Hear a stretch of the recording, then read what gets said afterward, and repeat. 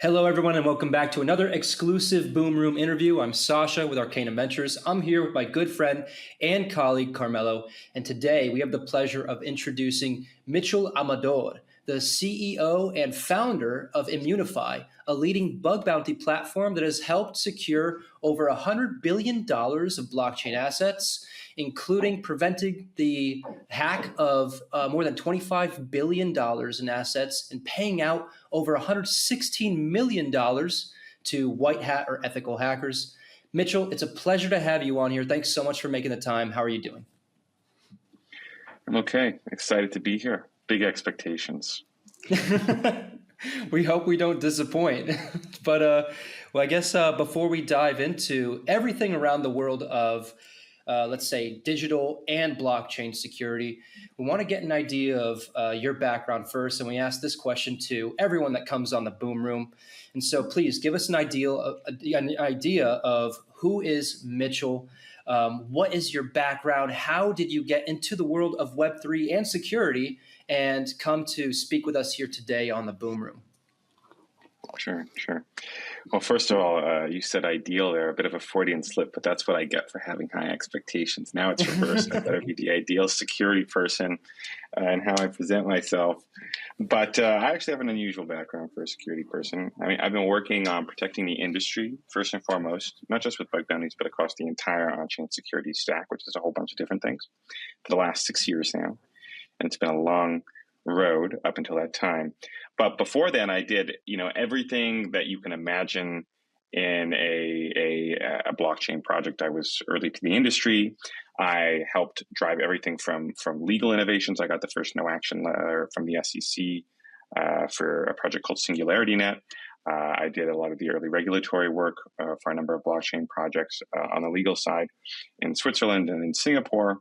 I drove go-to-market for some of the earliest projects, the earliest consumer application, which was Steemit. I built the entire community there, and I helped kickstart a bunch of other famous projects, most notably with my co-founder at Immunefi. We worked on NXT, which was arguably the first kind of mature proof-of-stake system with extended DeFi functionality built into it.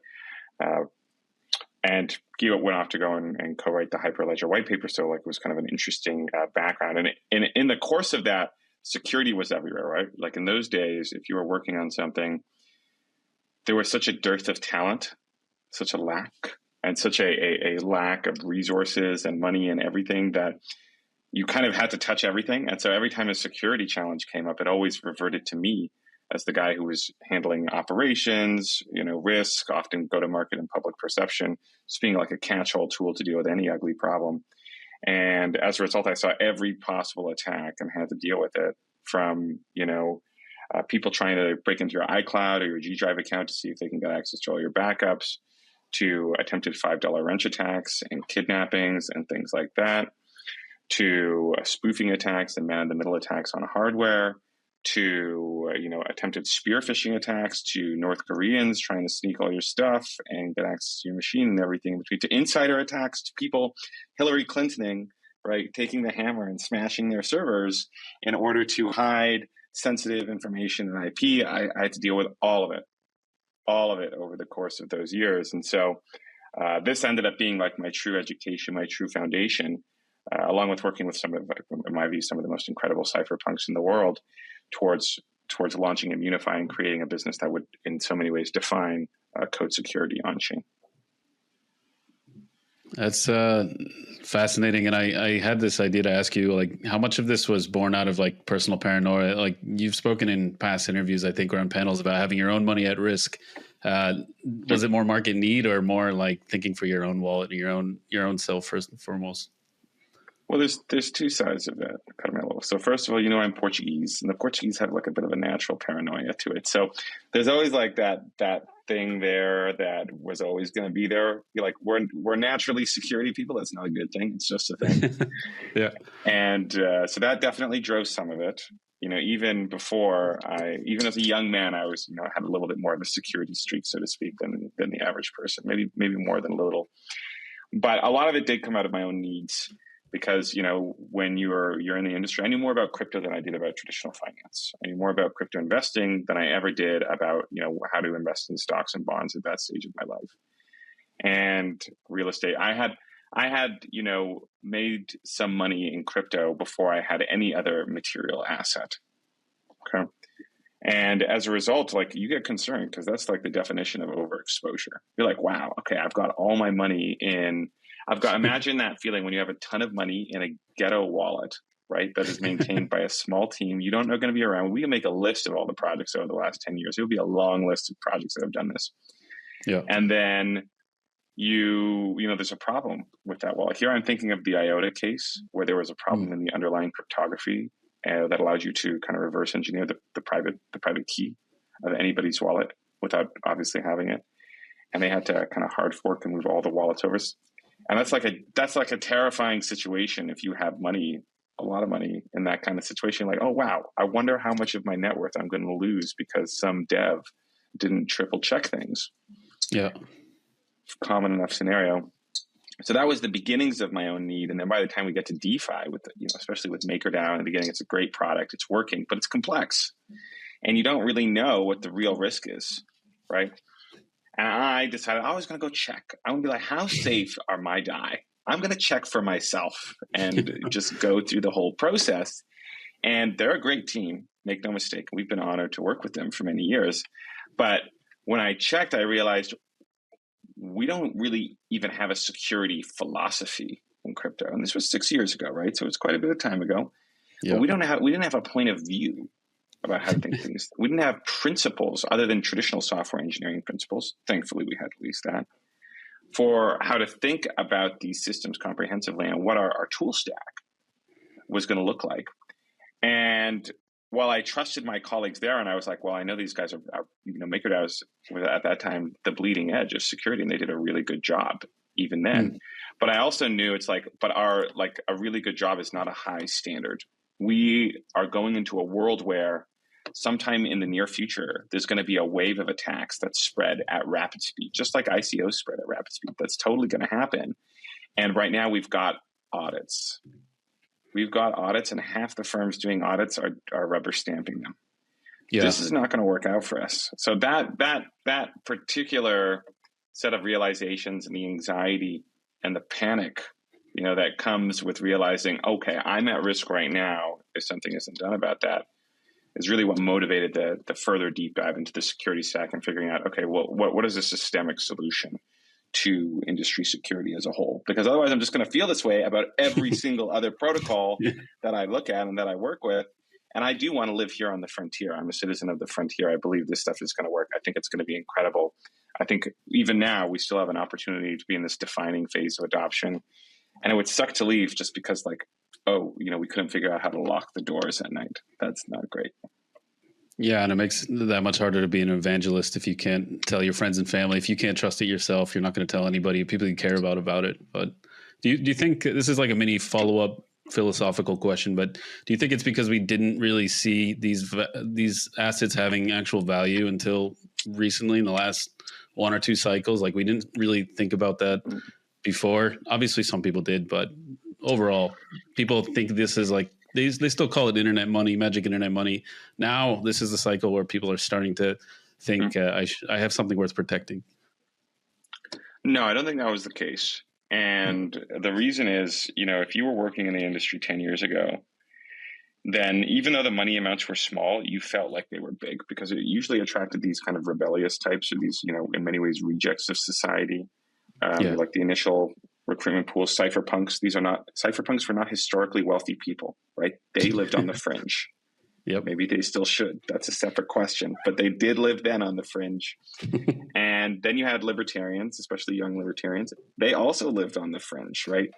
They're always funny people with funny faces, like all a little bit. We've all got a little train autism in that community. That's how I discovered crypto. I was like, chilling with the young libertarians, and we were all a bunch of weird kids, that's for sure.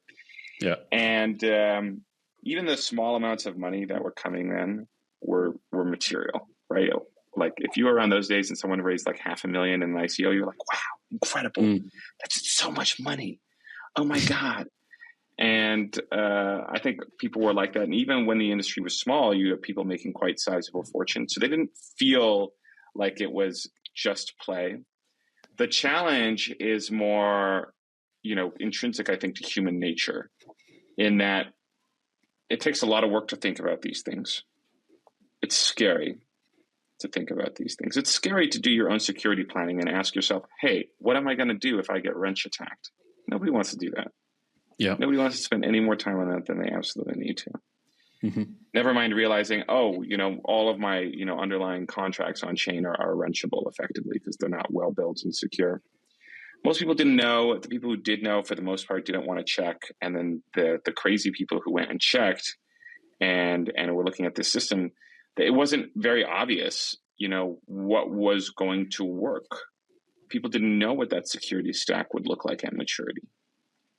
So, what are you going to do?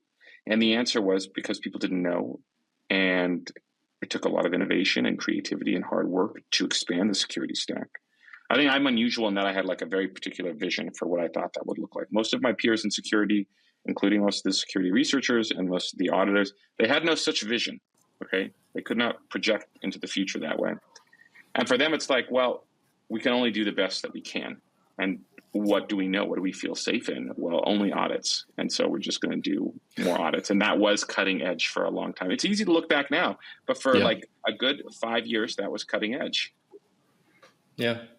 Remember that. So people didn't feel like they were doing nothing. They felt like they were doing all they could. And it's just in hindsight, we look back and we're like, wow, that's so mediocre. That's not bad. How far we've come.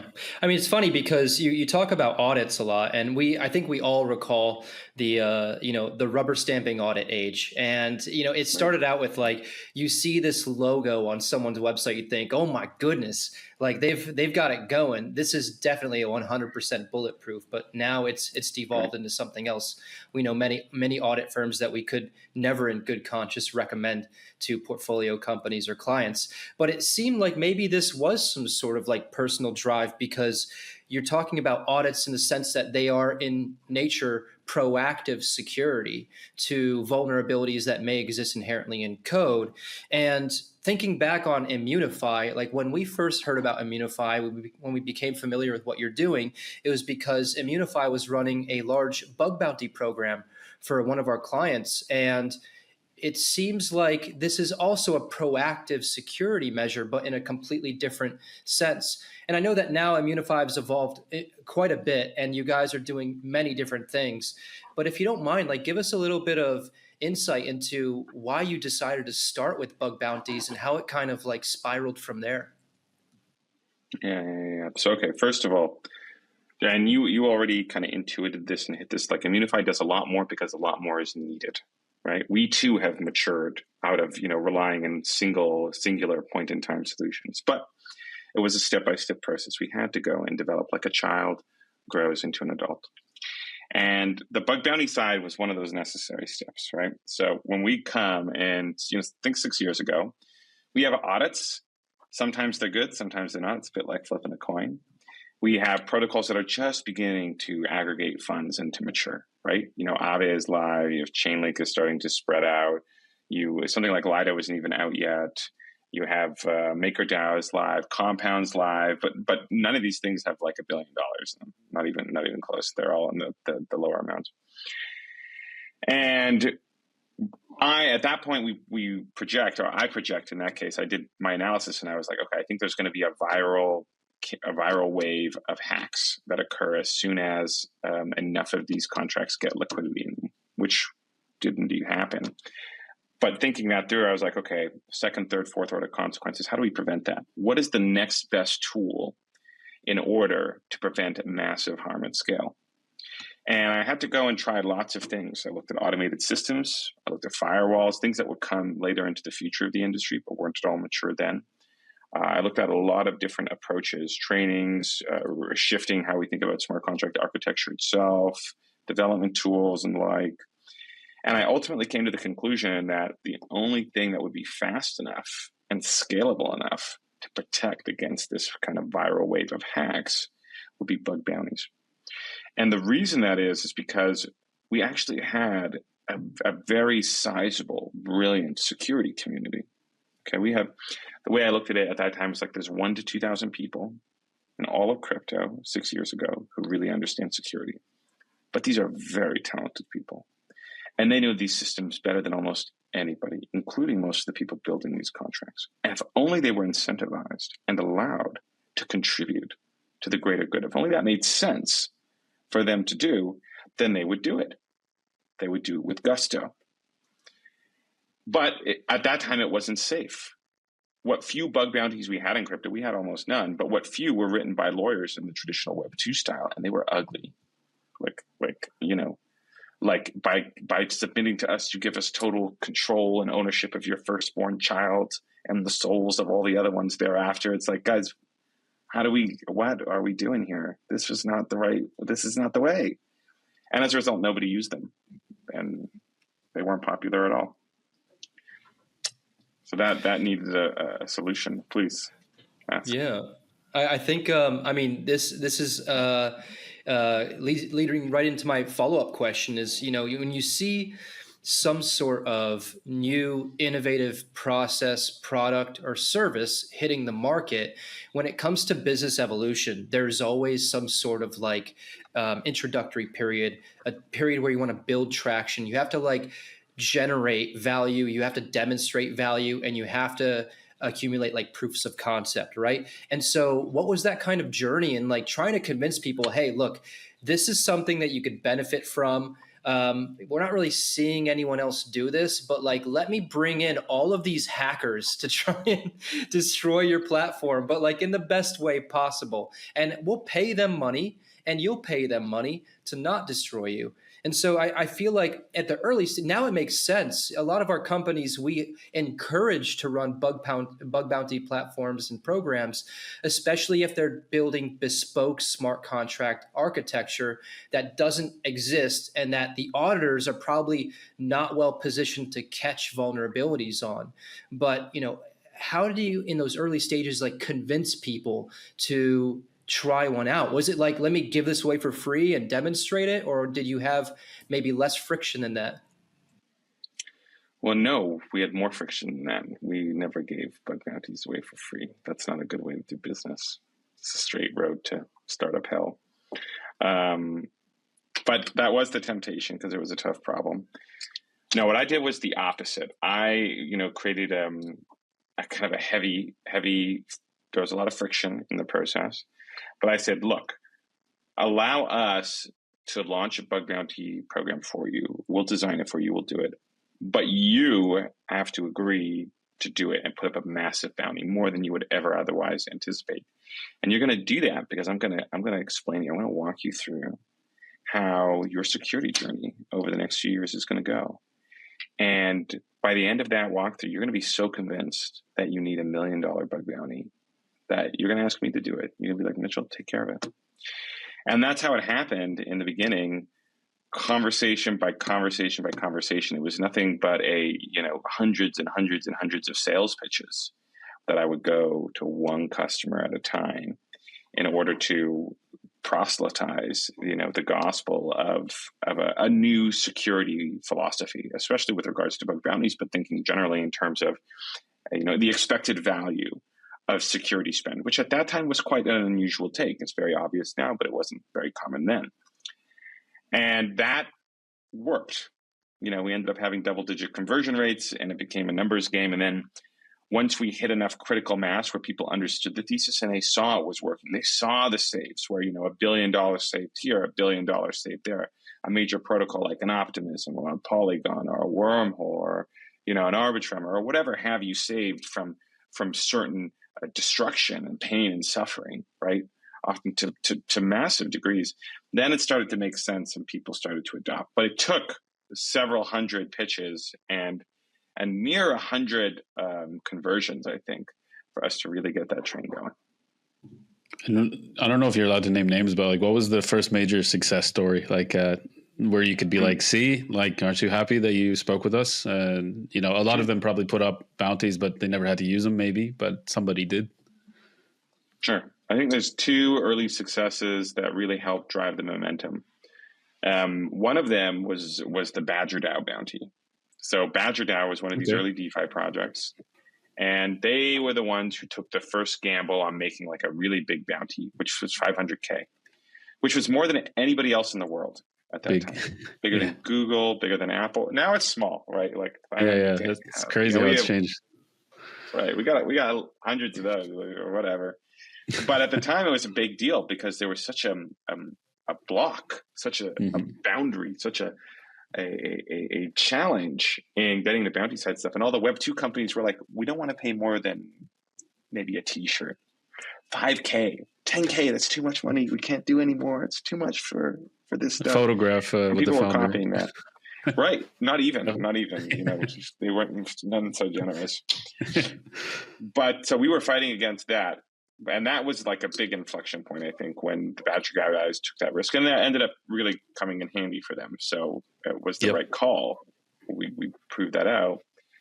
And then the second big one was the validation, right? When we had ArmorFi put up what was first an $800,000 bounties, but it was in tokens. So then it became $1 million when that token did well. And within 24 hours of the launch of that project, we paid that bounty, which was the first, $1 million plus bounty on the internet, really. I mean, the first of its kind in the world in general, including crypto and beyond. And at that point, people were like, okay, wow, I can look at this thing. This product would have been totally wiped out. They would have lost tens of millions of dollars, and the underlying equity, which was worth several hundred millions, would have been absolutely destroyed at the time if they hadn't done this. But they did, and it worked, and it saved them from something that would have effectively bricked all the contracts. Yeah. So that was the second inflection point where people were like, okay, this makes sense. This is going to work. I should go and do this right now. And it probably got snowball rolling. A hell of a lot easier to sell with case studies and future pitches. Right. Versus like me going up like a logician being like, well, if you deduce, you calculate, the likelihood of these events, the game theoretical possibilities. That was what the beginning was. It was just tough. Yeah, it's a tough sell too. Like you said, nobody really wants to spend time thinking about it, and nobody wants to think about their potential collapse of what they've been working on. So people would prefer to think that won't happen to me. It's kind of like health insurance in a way. Like I think like that with insurance. So like, oh, I don't need that until you do need it, and then you're like, I'm so glad that insurance salesman talked me into getting insurance. Right. Very few of us spend a lot of time thinking about our own deaths in any form or suffering. Yeah. We got enough of it in the immediate moment. Amen. And I just want to linger a little bit more on the bug bounty side. We want to dive into this sort of like future direction, but a lot of our audience members and viewers are probably unfamiliar with the concept of bug bounties unless they work specifically within the founder space. Maybe they don't really know what we're talking about. And just as a brief explainer to those that are watching, a bug bounty is essentially putting up some sort of prize pool for individuals that are developers or coders or ethical hackers, people that know how to maneuver through smart contracts or front end or back end to try and find vulnerabilities and report them to companies in hopes that they get paid some sort of profit for doing so. And I want to kind of ask you, in your own perspective there, like, what does this community kind of look like? What's the differentiator between a white hat hacker or a black hat hacker? Is there a blurry line? And have you seen instances where like people have crossed those lines? That's a great question. Do you guys like Westerns? Like American Westerns. Yeah. You ever watch those movies? You did? Oh, yeah. Absolutely. Cool. So, you got like, the America of America, where things are like people have nice uniforms and fancy dresses. And then the further you go west, things get a little bit rougher and they get wilder. And then you're really out in like Comanche territory or something, or Apache territory. And it's just like, little dirty boots. But people are interesting, right? They're intense. They're unique. They're talented. They're on the frontier. Right? That selects for a uniqueness in people. And the security people, especially on the bug bounty side, are like that. They are people that live on the frontier, which means they're all idiosyncratic. They're all a little weird. Some of them are beautiful. Some of them are ugly. But they're there for a reason, okay? Because they don't want to live in the old world. They can't for whatever reason. They're disagreeable. They see things differently. They see how the corruption's in the system. They want to make something new. They want to adventure. And they have this immense agency and inspiration and talent and brilliance and capacity, much like so many of the old gunslingers, the good, bad, or ugly, it doesn't really matter. They're all amazing people, right?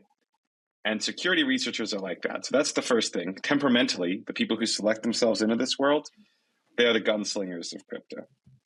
Mm-hmm. Now, point number 2 on how this breaks up. Well, much like in this good, bad, ugly analogy, the community basically breaks up in a similar kind of way. On the one side, you have the good, which in my view are the most stand-up people in crypto, who, yes, they want to get paid, but they have a bias, an aspiration to serve society.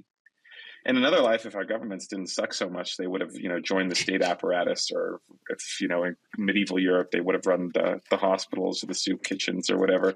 These people have a calling to contribute in their own unique way. And so you really get like fabulous, fabulous people in the white hat community. Yes, a little weird. Yes, a little funny, but extremely talented. Now, on the other hand, you got the black hats. And there's not as many black hats as you think, because it takes a lot of skill to become a black hat. And most problematic personality types don't have a lot of patience. But when you get this combination, you get some dark characters, okay? They really are. And the worst kind is not like, the criminally minded psychopathic type, even though there are some of those, because they are more drawn towards, traditional state power or traditional business. We see plenty of those in crypto. Very true. The worst kind, right, it is what it is, and the most populist kind of the people who are just going along to get along, because that's their life and that's their job. And think of like the hundreds of the thousands of North Korean operatives who don't really have a choice about their life. If anything, they lucked out by being able to join the military and get inside the tech side. But, their job is to rob you guys, right? That's what they do all day, every day, to fish you, to screw you over. So you've got that side of the equation. And then, of course, you have like the whole ex-Soviet countries and lots of funny actors there and some of the Western cyber actors. You have a bunch of suspicious characters that come that way. And then the biggest portion of the security community is in between. And this is an exotic view, that I hold this.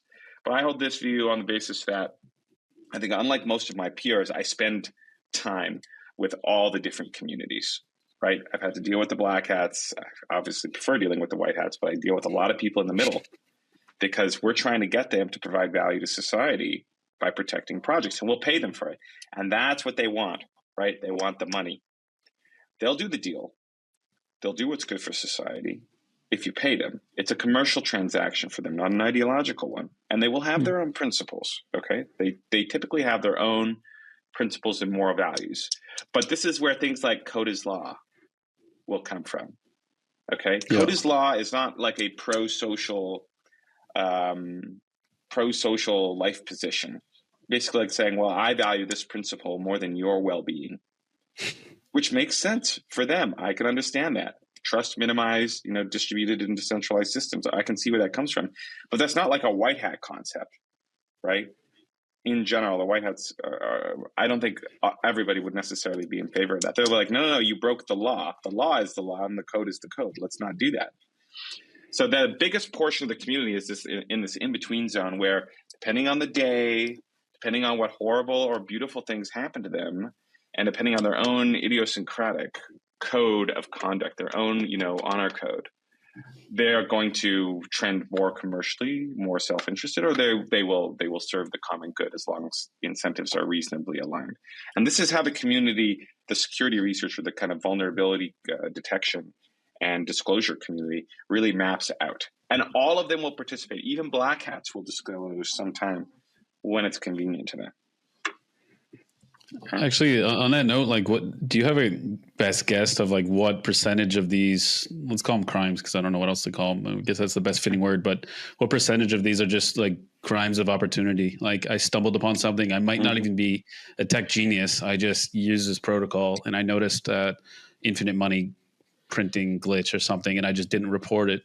And like the second mini follow up to that is, how much of these conversations and bug bounties, like you're essentially trying to convert gray hat or black hats into white hats, but this sometimes this involves like appealing to them in their code, whatever they want to call it, their personal code. Mm-hmm. So it's not just about money, but like I've seen some of them write cheeky messages in the code and they like having fun with it. Yes. And they can be persuaded. And is that part of the negotiation? Like, hey, we can make you look like a hero and you can get paid. And instead of like having to look over your shoulder for the rest of your life and you make more money, but you're not safe and you're a criminal now. And like how much does that factor into it as well in these conversations? It's a big part. That was always part of the central pitch of Immunefi, that we're gonna make you rich for doing good, and we'll make you famous too if that's what you want. We'll set you up for a whole security career. One great find, and your whole life trajectory can turn. And we would go and offer that as aggressively as we possibly could.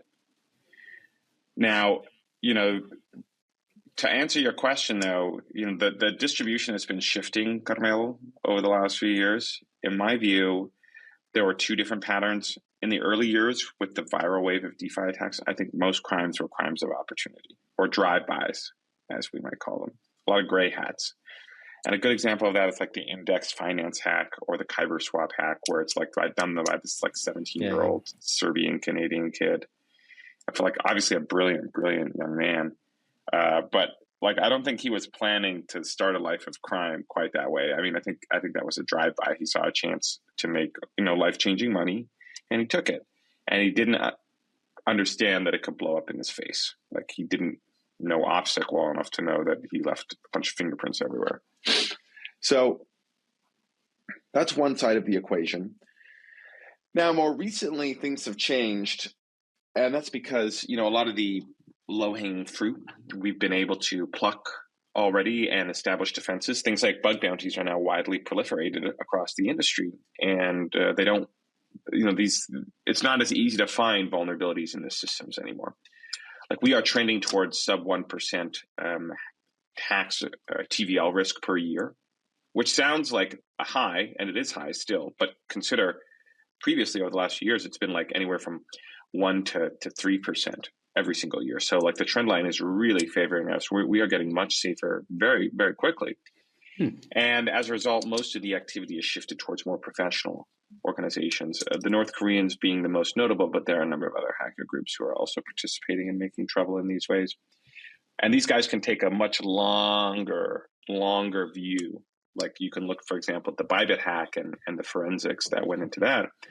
And you can be like, okay, so wow, these guys were in the system for quite some time before they executed the strike. And the attack involved multiple different types of expertise to get into safe back-end system, to kind of wait and sniff around for the right time to man in the middle, the transaction in their treasury, and then ultimately to get the money out and wash it. Like, this is this is done by an institution, by an organization, by a disciplined group. It's not just a drive-by attack. And I think this is the ultimate future trend. I mean, we saw on the attack of the major Iranian crypto exchange during the I don't even know if to call it a war.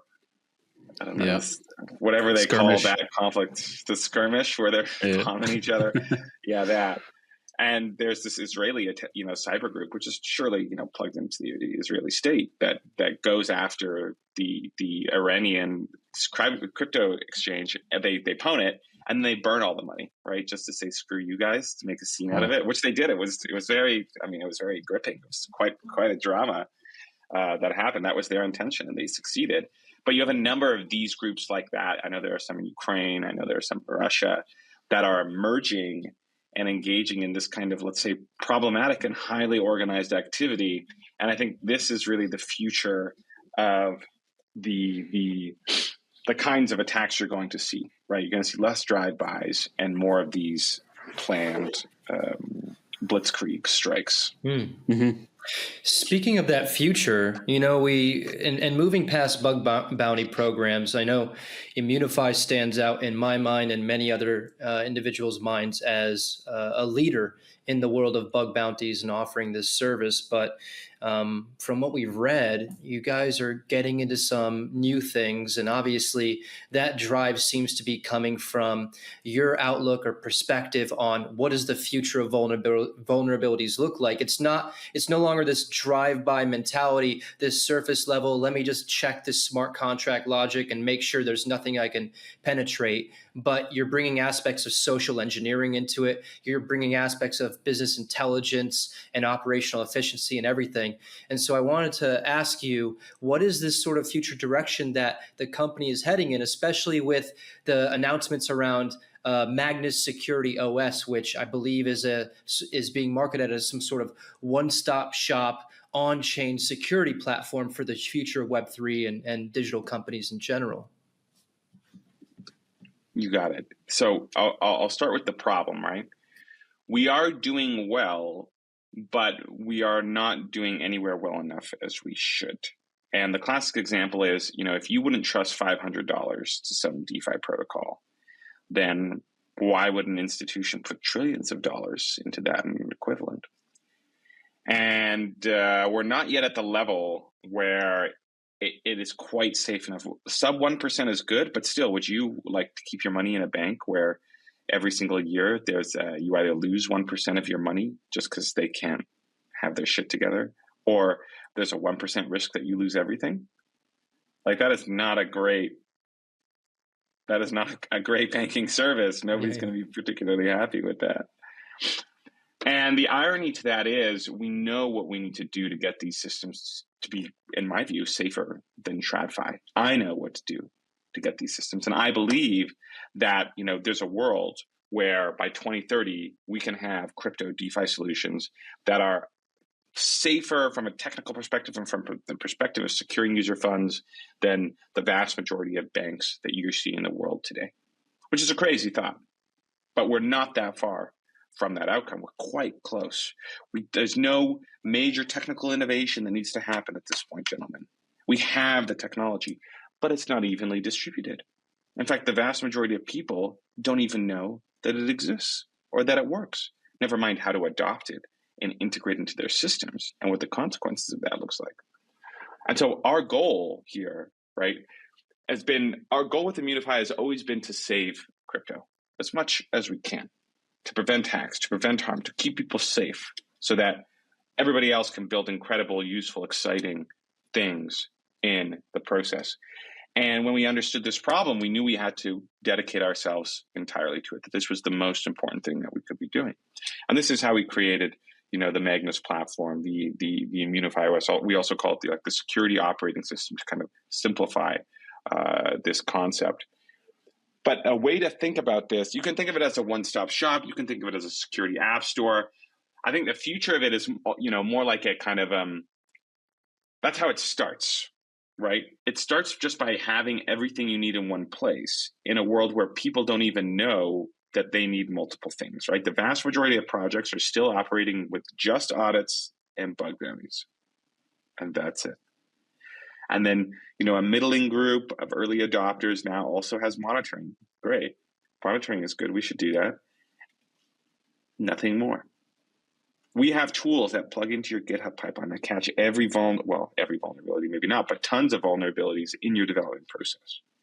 We have tools post that scan the entire history of known on-chain hacks in order to see if any transactions or any addresses are problematic or threats to your system, right? We have systems that can scan every single treasury transaction that you may do and identify, look, does this look like it's man in the middle? Does this look like it's going to a funny place? Are there any, spooky things happening around your treasury? And the industry doesn't really use them. They're not widely adopted. They're still sub 5%, 5-10% at most, okay? Which is crazy. And so we make this system. Another way to think about it is this unified security platform is what it would be called in traditional Web 2, that makes it almost effortless for you to adopt every single part of the security stack. You can come in as a new product and you can click, hey, look, I want to do it. What should I do first? We have an LLM agent inside. It's going to guide you through the process, tell you exactly what you need, analyze your whole stack for you and say, you're at this stage, go develop this, right? Integrate this. Here's how to do it. 2 clicks, you're done, okay? Now you're at this stage. Here, you need an audit. There's 7 kinds of audits you can choose. Tell us more about what you're looking for in your code base. We'll analyze it and pick the best one for you. Then you have the bug bounty solution, Okay. Here's how to do it. We'll set it all up for you. Then you have monitoring. Ultimately, you have firewalling, making it trivial. And once you have all that in place, this kind of infrastructure, this scaffolding, this underlying layer of defenses and technology, right? This almost like, this army, this defense department, so to speak, protecting your protocol. Now we can inject all the incredible stuff that's been built over the last few years with LLM technology and the advancements in the security community, which we know about, but the rest of the world doesn't, in order to automate as much of that as possible so that you get like effectively as much security as one of these larger protocols would. And you can run it all with one single person. So this is what we're building at Immunefi with the security OS. Amazing. Do you have any like launch date in mind, or like I'm imagining like what we just discussed with the first several hundred pitches before you had that proof of concept? Like, have you found people willing and excited to try this out? Yes. So the launch date was in Q2 this year. Oh, okay. It was a secret launch. Oh, there we go. Right. It was alpha. Okay. We look, we're a real company. We have real products. Like, we don't want to wait to launch the product. The product is the launch. Yeah. And there's about 170 of our customers with access right now. And about 130 of those have been, onboarded to some degree already and are using these systems actively. So the system is still a closed alpha, I guess you could say. I guess you could call it a closed beta. We're still kicking the tires on it. We're still seeing what's most useful to customers. There's still a long way for us to go and mature this system till we get to that point where it's like, you manage your protocol security like you're managing your StarCraft campaign. You got your command center and you're that one guy and you're like, oh, siege tanks forward, hell yeah. We're gonna get there. That's the direction that things are going. Obviously. So I think it'll take us, still another year or two to build like a truly excellent product that can do that job. But the system, the version 1 of the system is already live. It's already in production. Immunefi uses it for our own security stack. A bunch of our customers are using it to manage 2-3 different parts of their security stack: audits, monitoring solutions, AI code review as well, bug bounties, obviously, of course. So anti-scam and brand protection, community protection, all these things are already live to varying degrees. And the thing is like, okay, now can we build the automations on top and the predictive AI systems that can make this so effective that you'll never need anything else? Amazing. No pressure on myself. I was going to say, like, you're probably a hard person to shock or surprise after everything you've been through, but was there anything that shocked you or surprised you from, when you started using Magnus, either for yourself or for your clients that are beta testing it? Anything that shocked you once it started scanning? Sure. I mean, I think there's lots of things. I think that it's so obvious in hindsight, the necessity of having a command center for everything that you need, and that the LLM technologies would be very applicable to the crypto security challenge. I'm shocked that nobody thought of it sooner. Like, I can go and I can ask the agent that we built into Immunefi Magnus. I can ask it any question about my security stack because it's plugged into my docs, it's plugged into my smart contract addresses, and knows my websites. It knows whatever information I give it. So if I give it my team information, it'll also know that. And it can go and analyze that and then do security analyses based on best practices by some of the most brilliant security researchers in the world, right? And it can come back with like fully formed thoughts, so to speak, and conclusions on how to do it. And that's a game changer. The vast majority of projects don't have access to security experts in any form. Not that they don't have to pay a fortune for, and then most of those experts are kind of mediocre because that's the way distributions work, right? Mm-hmm. Most people are not exceptional. And now we can create something really, really effective that we can give every project its own personal Sam CZ son, right? Hmm. I mean, that was a big game changer for me. And it made clear, it's like, okay, this is the future of security, right? Baking it into the system from the get-go is going to work really, really well. And now the question is, okay, can we figure out the right order of automations? Can we figure out the right ways to plug this into people's stack such that it does everything they need? And that's the part that we're still working on. So there's that. I think that's that. Another thing I should note is that AI vulnerability detection. We built a system into Immunefi Magnus. It's the most advanced system in the world, as far as I know. Okay. I know there are other people building similar stuff, but as far as I know, ours is the best. It's found critical vulnerabilities in real contracts. Doesn't always, right? And it has its, drawbacks. It's still an automated system. It's a machine learning system. It's being improved, but it's found real crits in things that could wipe people out. And that's here now. So we're going into a world where every single project in the world can access, code review agents that are so good that they can find things that some auditors can't. And that's incredible. Yeah. I mean, that's how we're going to get to a world where crypto is safer than TradFi, objectively speaking. I mean, you touched on, actually, I'm glad you touched on it. This obviously uses AI and LLMs, and it's a tremendous tool under disposal that nobody's thought to use like this before. So kudos to you guys. But how much, like the risk is also growing. AI is creating a whole bunch of attack vectors too, like lazily built code or lazily audited code. Some of these rubber stamp auditors using cheap AI tools. So do you see like that rising risk there? And is this like perfect to counteract that as well? Yeah. I mean, you're thinking of the vibe coding problem and vibe auditing. And vibe auditing. Okay. Well, vibe auditing is terrifying because it's like, guys, you have one job. You're specifically not supposed to vibe it. You have one job. And people were vibe auditing before. It's called like rubber stamping, right? It's not so different, but okay. I guess we're doing that.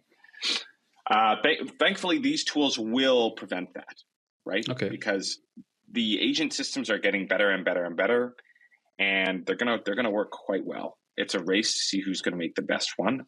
I think it'll be us, obviously, but those are going to work. And so that will bring the vibe auditing threat to an end, because in the end, there will be vibe auditing, but the only kind that will make sense will be the really good kind, aka like, AI centauring, if you're familiar with this concept, half machine, half human, like the chess masters who play with the computers against other chess masters with computers.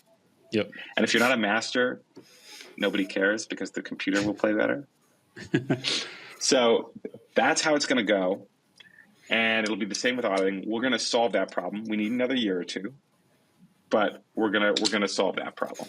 I mean, this is really exciting. It seems the impression that I'm getting is that this is kind of like the brainchild of you and the team sitting in a room and saying, it'd be really cool if we could do this, this, this, and this. And so it's like a massive expansion compared to, I wouldn't say humble beginnings, but the bug bounty-esque beginnings of Immunefi.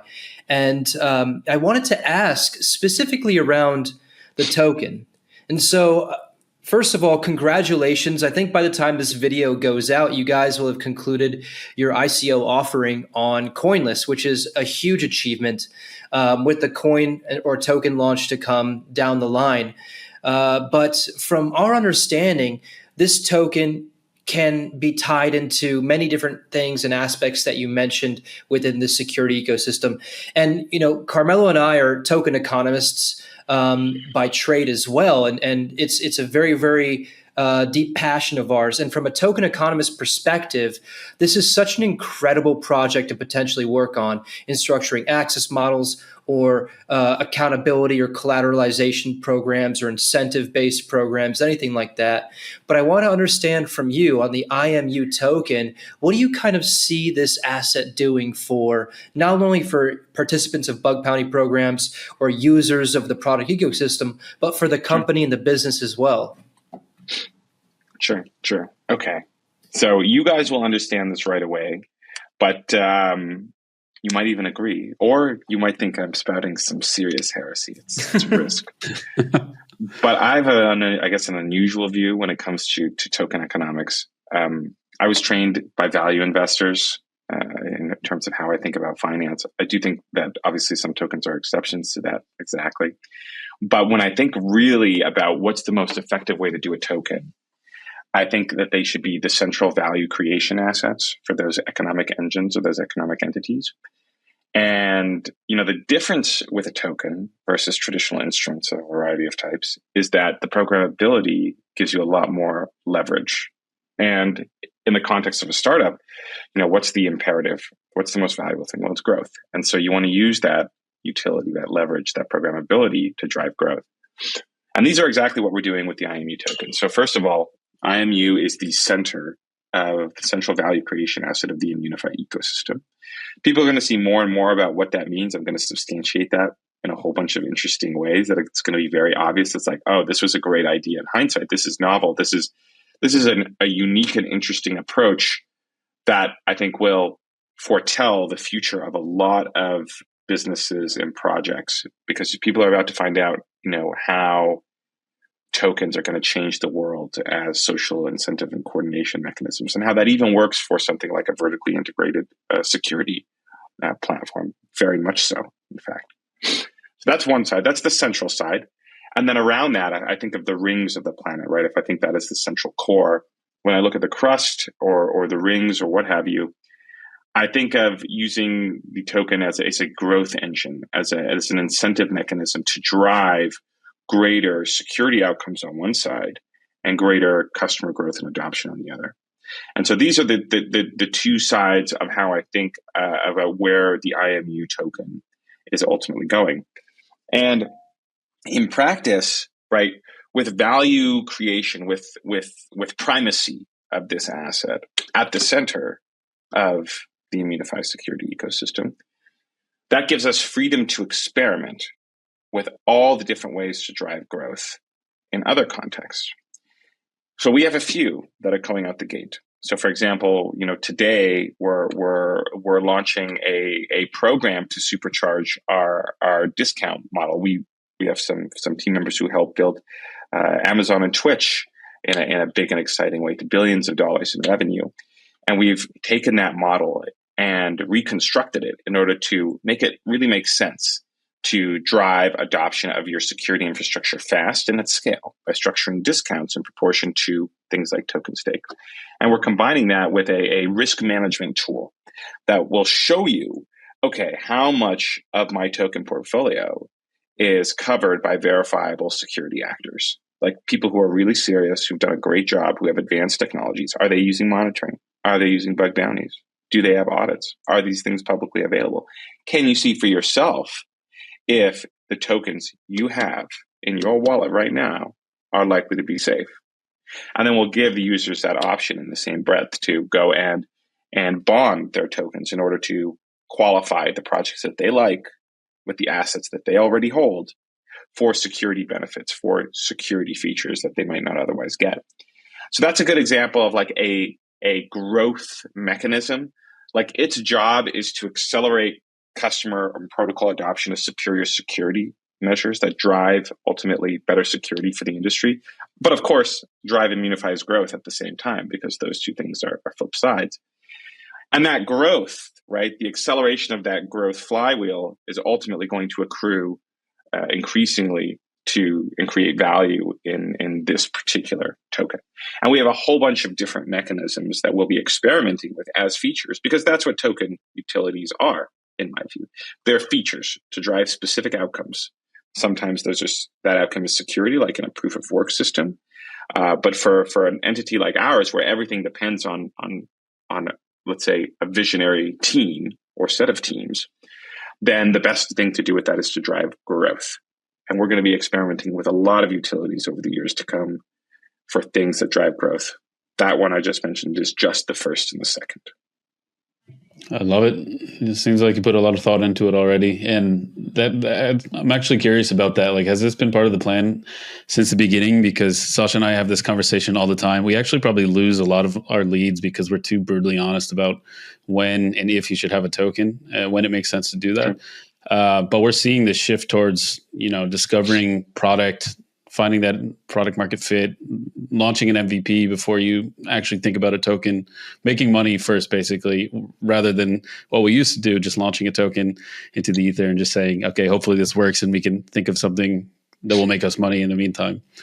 So was that always part of the plan, or like, would you recommend what you're doing now, or, the latter? Look, I've always been a token maxi, right? I helped launch a bunch of innovative projects, most of which the tokens were not long-term successes, a few of which could have been, like Steam. It was an example where the ad system was never completed, but was otherwise quite novel and was functionally working, just was missing the final step. And I think that, before you have a real product that's working, tokens are kind of, they seem like good ideas and they end up being death sentences because they box your ability to innovate and to build, and they give you political constraints on a kind of organization that cannot afford constraints. It's like, hey, we have a private company, let's put a constitution on it that is, rigorous and in depth. And it's like, oh my God, that's a recipe for absolute failure. You don't even know if you're going to live.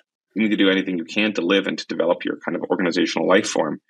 You can't afford any restrictions, or as minimal as you could. I mean, even like a lot of the traditional social and employment law, we see this in Europe all the time, acts as like as a severe strangling mechanism on corporate and organizational innovation. And that's like such a basic thing. Imagine you launch a token that bonds you to a bunch of promises to a community that can track you down and watches your every move. It's a horrible idea.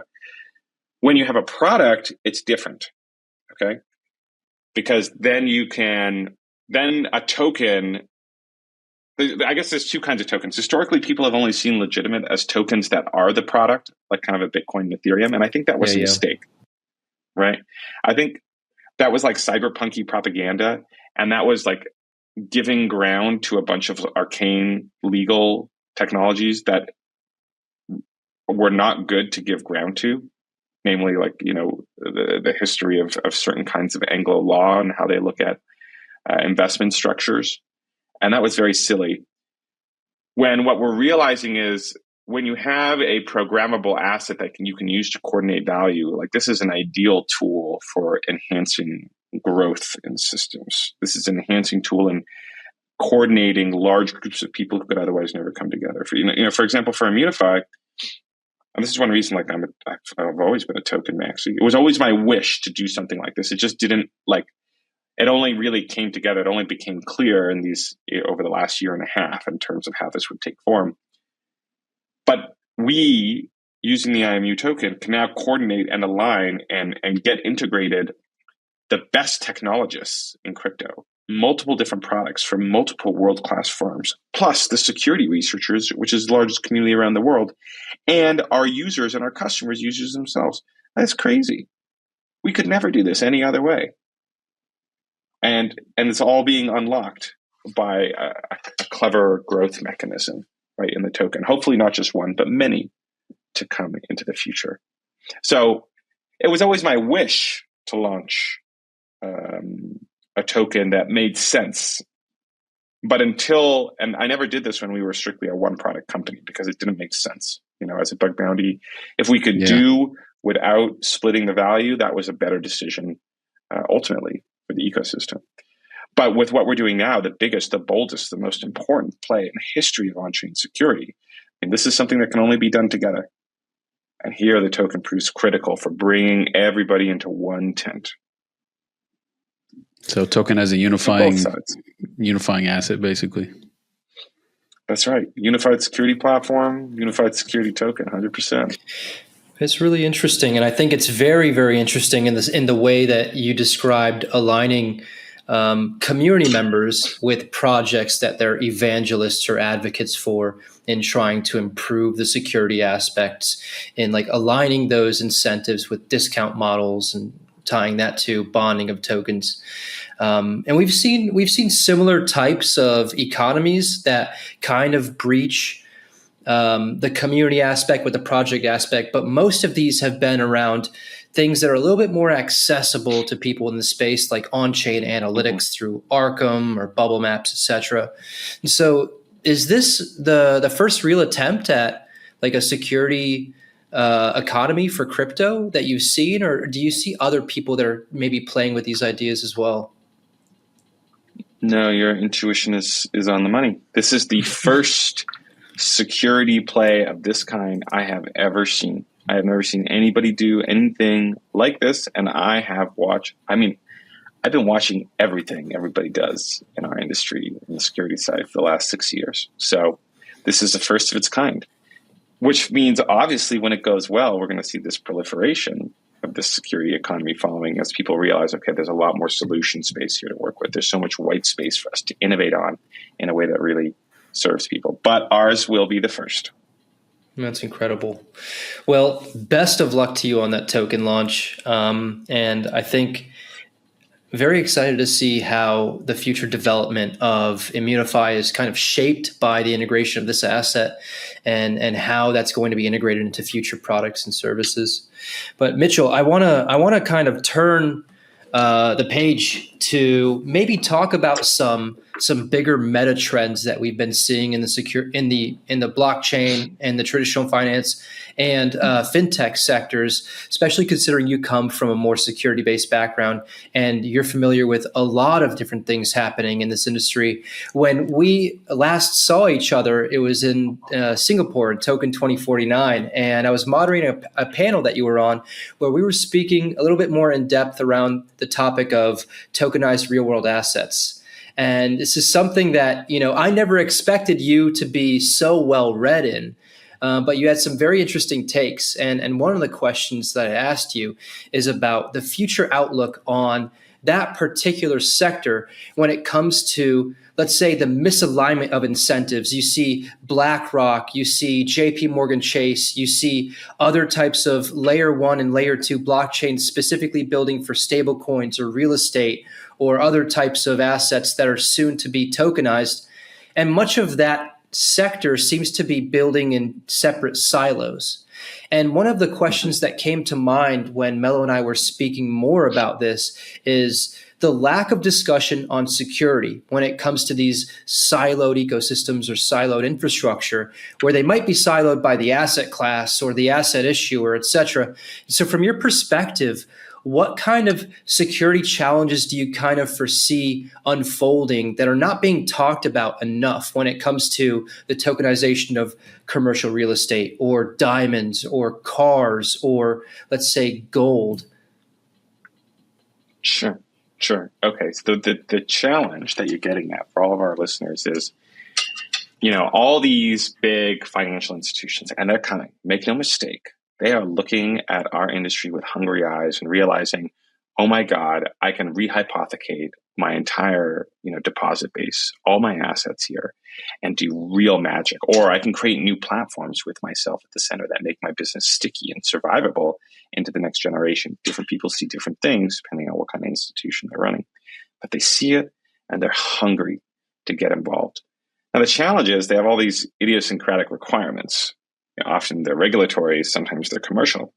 And, that ends up being every flavor of privacy that you can imagine: conditional privacy, total privacy, highly conditional privacy, and controlling how people engage with the systems, not just that they can see the systems, but also how they can interact. So kind of different kinds of whitelisting dynamics. And not just one.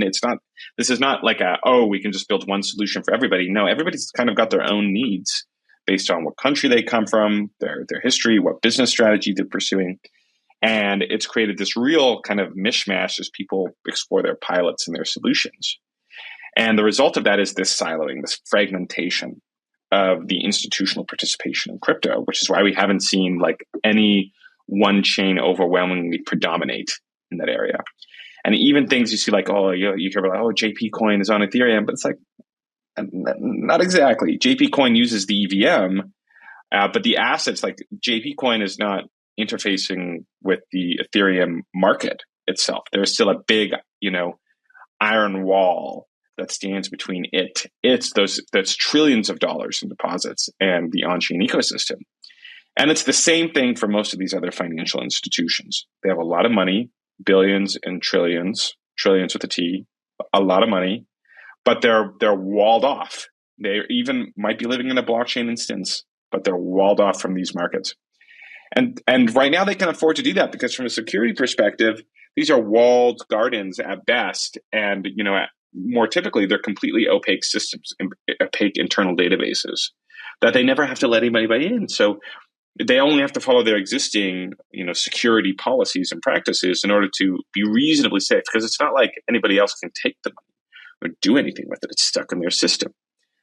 But that's beginning to change. Okay. That's beginning to change because these players are realizing that to get the full value out of their instances, out of their experiments in the on-chain world, they need to integrate these systems with the broader markets. That doesn't necessarily mean being able to plug, deposit coin from, ICBC or some, JP coin from JP Morgan Chase into the DeFi markets. It doesn't necessarily mean that, although it will probably end up meaning that in the end. But it means, hey, can we allow anybody else, such as our customers or our partners or one of these more permission systems, to integrate or interact with our deposit base? And the moment you do that, you expand the attack vectors really dramatically. Okay. So a good example of that is how Canton, right? Canton Network is one of the examples I mentioned to you, Sasha, on that panel, is making it possible for some more traditional financial institutions to engage and to kind of bridge them into the on-chain world. And they are more permission chain, not as permissionless as Ethereum, but much more permissionless than, say, any one of these guys who have control, totally read and write access to their systems. But the result of that is, like, every time you make that step, your security exposure explodes. And you realize all the policies and everything that you set up was not well adjusted to deal with the new world. It was built for the old world. And you have these gaping holes that you have to cover. And you're in this tough position where it's like, oh no, how do I make JP coin safe in a permissionless world? It wasn't built for that. And on the other hand, you're like, but damn, wouldn't I like, billions, tens of billions, hundreds of billions, trillions of dollars in deposits? Wouldn't I love to tokenize these things and create one of the world's most valuable, rehypothecatable assets overnight? What an incredible opportunity in the history of finance, and one that will never come again after the next few years. Like, now is the time to begin capturing this. But you're going to have to go through this security jungle where the only people who know how to deal with it are effectively, people like me. Hopefully they like me. Maybe not. We'll see. And even us, we're like, okay, so we're going to build on a unique system with a unique code base that was never designed, never hardened in the same way that the EVM done. These are unique security challenges, and we're just beginning to explore them. And the story of on-chain finance over the next 5 to 10 years is going to be this story playing out. And maybe the reason I was asking is because this is such a huge emerging meta. Bitcoin go up, Bitcoin go down, and everyone's still talking about the tokenization of traditional financial instruments. And I was just curious, from your perspective, like, how has this momentum maybe changed the way that you see Immunefi going in 5 years' time? Sure. It's changed a lot. Immunefi started as a business that served almost exclusively DeFi customers. And now I find myself talking to financial institutions and wearing a suit. I wore in a suit more times this year than I have in the last 8. Okay. Something's going on. It's a little weird. Ever since, it's pretty crazy. Weddings used to, soak up most of the suit time, but no, now it's financial institutions. It's changed a lot for us. And I think for the whole industry. I think we've seen all of DeFi, all of on-chain finance move in this direction. And it's going to be the future, because at the end of the day, they're the one with the trillions of dollars to move and deploy. So we too, like, to get to my customers, like, okay, now you guys, you're thinking about us as like a security app store, but in a few years, we're going to be much more like the Palantir of security, providing both the security and the intelligence critically. And a big part of that is not just because we're going to be providing the security intelligence and the AI tooling that is running your whole system, being that security organ, but it's also going to be because our customers, right, all these DeFi guys of today and these institutions of tomorrow are going to be, much more institutionalized, because that's what the market demands when you have trillions of dollars in assets. So for better or for worse, the price of victory is we're not going to be cypherpunks anymore. We're basically going to be a little more like the government than the other way around. And we're just going to have to be okay with that in the form of our massively pumped bags and deal with the psychological difficulties. If they pump, hopefully they pump. They will. They will. Just got to make real stuff. Yeah, absolutely. And you said before that you have this general feeling that things are getting safer. And this seems to be the case since, like you said, these trillion-dollar asset allocators are moving into the space, either with their own technology and chains or, using stuff that already exists. But you've also said that like 2025 has been one of the worst record years for hacks and exploits. What do you think next year looks like? And what would your best advice be? What sort of attack vectors to look out for? Like we have a lot of founders watching the show. So what would your best advice be basically for these founders, launching tokens, building companies in this space? And it's also not always about digital assets too. Like there's other security involved. It's not just about losing money, which people in crypto never really think about. They just think about, oh, is my wallet at risk? Two sides there. Okay. I'll talk about the first one. And I have a real contradiction for you, Carmelo. Awesome. It is absolutely true, okay, that I said, and I stand by this statement, this is the worst year for hacks in crypto on record. We're over 3% of TVL lost. However, This is also true. This is the best year for DeFi hacks on record. Less than 1% lost, new record in the industry. Okay. Yep. And both those things are true at the same time. The exchanges and the centralized players are the ones fumbling the ball. But if we look at the trend line for how we're doing with on-chain security, we're getting better every single year.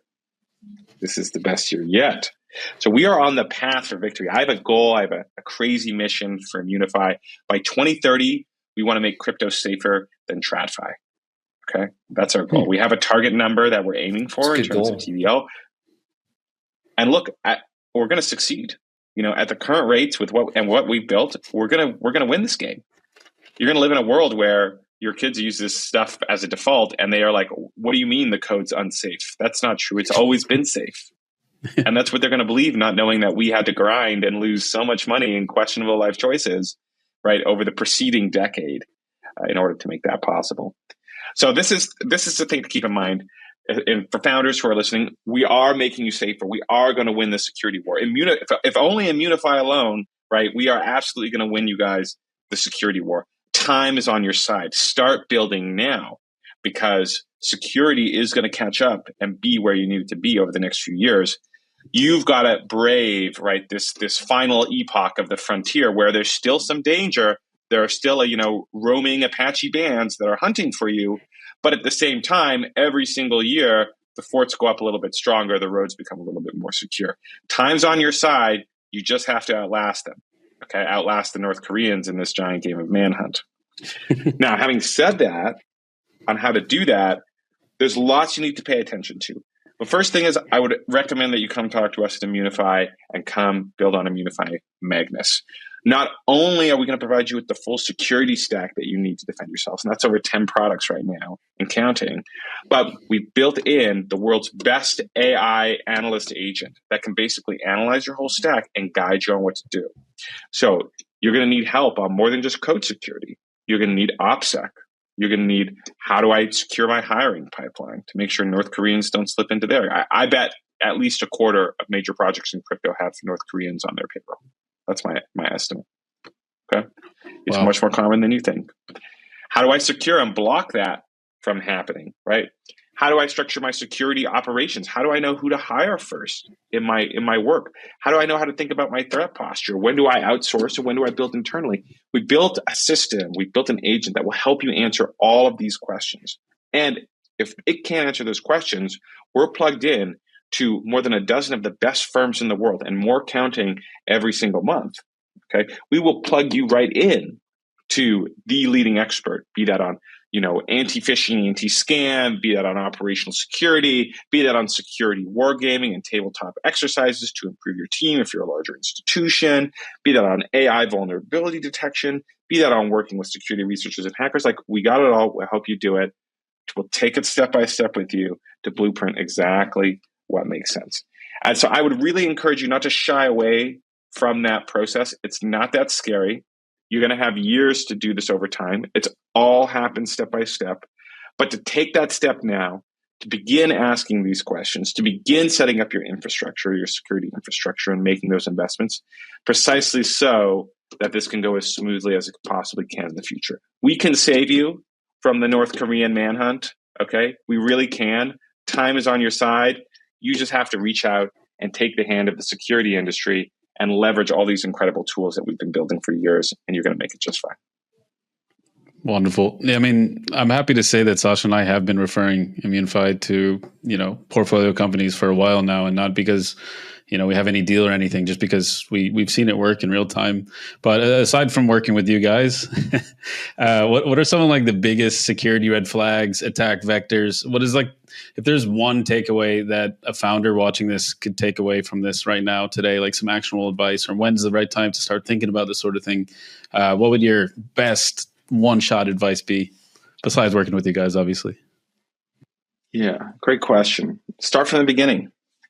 The best way to build, to get comfortable with all this stuff, and to do it for the cheapest possible price too, in time, attention, money, energy, stress, all of that, is to do it from the beginning.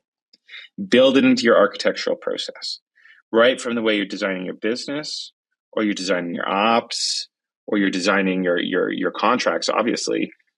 Bring a security lens to that, right? If you can, bring a security expert or a security engineer to that. And if you can do that, it's going to give you guys so much leverage. It's going to save you so much time, energy, and stress. You're going to learn so many lessons. As they say, what do they say? An ounce of prevention is worth more than a pound of cure. But I actually did that analysis on crypto security, and the spend to savings ratio can easily be in the 10x, 50x, 100x that you get up by investing in security at the earlier stages. And, it's very easy to go and buy that. You just have to bring it into the process now. You'll pay a little bit, but you'll save on, 100x plus what the cost could have been, or 1,000x if you look at it as a downstream hack instead of just the expenditure. So that's what I would recommend to people. Yeah, even by like our wildly inflated expectations in crypto, that's a really good investment. Very sound, 1,000x. Mm-hmm. And like, is there any red flags that make you want to rip out your hair when you see it? Like Sasha and I see really stupid token economic mistakes, marketing mistakes, you name it. But like, is there any specific ones to like security, cybersecurity, OPSEC that you see that you just want to scream about? Treat this like a therapy session. There are so many. It depends on the project because there are different. Oh, please vent. Okay, well, we can start at the beginning. People have never bought a security talent of any kind, and so they end up developing and shipping contracts, and then they're just not built to withstand attackers. A classic example of this is people mess up access control or how they build upgradability, and it ends up kind of looking like a traditional database in some ways. And it's like, oh my god. One compromise here, one private key compromise gone bad, and this whole system's toast. There's no redundancy built in. So that's a scary thing that can happen. Another one is like kind of rushing the audit process or the bug bounty and seeing it as primarily a marketing thing or like an investor relations thing. And it's like, guys, it is important, but you should understand that, people want to see this stuff because you live in a scary jungle. And if you don't come, armored with the machete, if you don't come looking like Arnold Schwarzenegger in Predator, then they're worried that you're going to make it to the other side. And that's a legitimate worry, not like a hypothetical one. You don't want to be like fake juiced on your roids. You need the real stuff. But that happens not infrequently, especially with lower quality projects, unfortunately. Something to watch out for. Another one is just YOLOing the hiring process. I mean, attacks on your hiring pipeline have become much more common. And it's terrifying to see how people don't do background checks. They don't require people seeing each other's face. They may never meet them in person. There's no way to validate their identity. That is frequent, especially if you're hiring remote and internationally. It's pretty dangerous. Yeah. And there's lots of others. I mean, there's endless people. There are so many ways to fumble the bag. I'll put it that way. Yeah. And I'm glad you're taking this approach because I think like we talked about these rubber stamp auditors, they usually just focus on literally just the smart contracts, but security is such a holistic thing across so many facets of a company. Like you can't just think about it in terms of, okay, the smart contract is poorly written or poorly audited. Like there's so many other things that can go wrong, like hiring the wrong people, hiring people you can't trust, hiring people that are incompetent and share documents or information poorly within the company. So I'm glad you guys are taking that approach to it. And I had one last question before I kick it over to Sasha to wrap it up. I don't know if you knew this, but Sasha and I think we became acquainted like several years ago during an absolute painful hack that was happening with the company we're working for. And we saw you keeping your cool under pressure in the war room. And we were like, wow, this is impressive. Like how you've been there before, you've done this before. And, do you have any advice for founders that are finding themselves in the war room? Like, they neglected to listen to all the advice you just dropped on us right now. They hadn't found Immunefi, unfortunately, in time, but now they're panicking. And you're the guy to call. What's your best advice for them in that situation? Sure. Well, for starters, I'm flattered that you remember these. Or at that time, I was doing a war room every other week. So I can imagine. There was this. Yeah, not a great lifestyle choice, but at least I had the chance to serve society in that small way. Look, if you're under pressure, I think the first thing that you should do is you should ask for help. Okay, you should ask for help from the best person that you know, and you should plow in all your social capital into that, because some of us are well trained. I mean, you've seen how I've done this many times before. It's not my first rodeo dealing with a dicey or dangerous situation, but not everybody is well suited to that. Not everybody's been through that. You don't want to gamble if that's your first time that you're going to make it through when there's, say, $100 million on the line. So start by asking for help. Having asked for help, you got to go forward. Okay. You're like Cortez, you've landed, you sent word back for another ship to come. You don't know if it's going to come or not. And it's you and the threat, and you can try to go back, but Vela Cruz is going to kill you if you do, because you stole the boats in the first place. So burn the ships, onwards you go, right? You gotta move forward and see if you can make the most of this. You are the leader, right? And the second thing I would recommend is you can only do the best that you can. You have to put worry and fear outside of your mind. It will not serve you. And it's like a fight. If you've ever been in a fight, and hopefully you have. But if you're experienced about it, you eventually learn the hard way after getting knocked a bunch of times that no amount of being worried about it helps in any way, shape, or form, right? You have to completely put all that out of your mind and just dedicate yourself entirely to the task at hand. And it turns out you're built for it. Your body wants to do that. It knows what to do. You just have to let it. And it's the same in the war room. You have to bring all of yourself to bear. As much as you can, you have to shoulder people's fears and their burdens for them, because most people will not be able to manage it. And you have to begin managing everything in parallel to the best that you can. And you have to never allow yourself to freeze critically. Mm-hmm. Even if you're wasting time, that's still better than freezing, because once you freeze and the morale kind of collapses, you may never regain it in that war room. People may panic and give up and despair. And you can't afford that. You have to keep going, because there's always a chance that you can stem the bleeding, that you can block the wound right there, that you can recover the assets, and you need to push as rapidly as you can towards that outcome. So you need to stay in motion. You need to keep your eyes on the prize, find the cause, identify the route, block it if you can, identify the remaining next steps, see, if you can find the attacker. Do as many of these things in parallel, right, as you possibly can. And if you do that, you're going to be best equipped. God willing, the help comes. Someone like me or some other security expert who's done all this before can then go and help you take over and run things as effectively as it may need. But even if you just do that, you'll probably make it through just fine. You're a founder after all. You were born for this. Some fantastic advice, man. Appreciate it. So inspirational. The founders watching, that's really good actionable advice, actually. You could stay cool. Yeah, I think the reason Melo's asking all these questions is because, we're planning for the inevitable launch of our Arcanum Ventures meme coin, and we need to make sure that we're maximizing security. But it's incredible advice nonetheless. And, I think we saw a flash of Mitchell's unbridled rage with that fight analogy. So black hat hackers, watch out. I think Immunefi is on the hunt.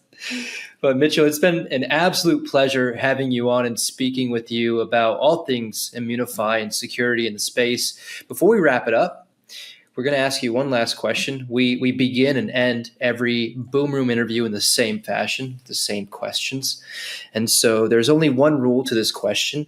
The answer cannot be your own company, or let's make it a little more difficult, security in general. But what in the space are you the most bullish on in, let's say, the next 12 months? And this can be a person, place, thing, asset, anything that comes to mind. Shoot. You caught me there. I'm not allowed to say the IMU token. Damn it. You say Doge. Okay, well, as much as I love Doge, as much as I love them, I'm not sure quite if they're the future of finance. And I can't say security.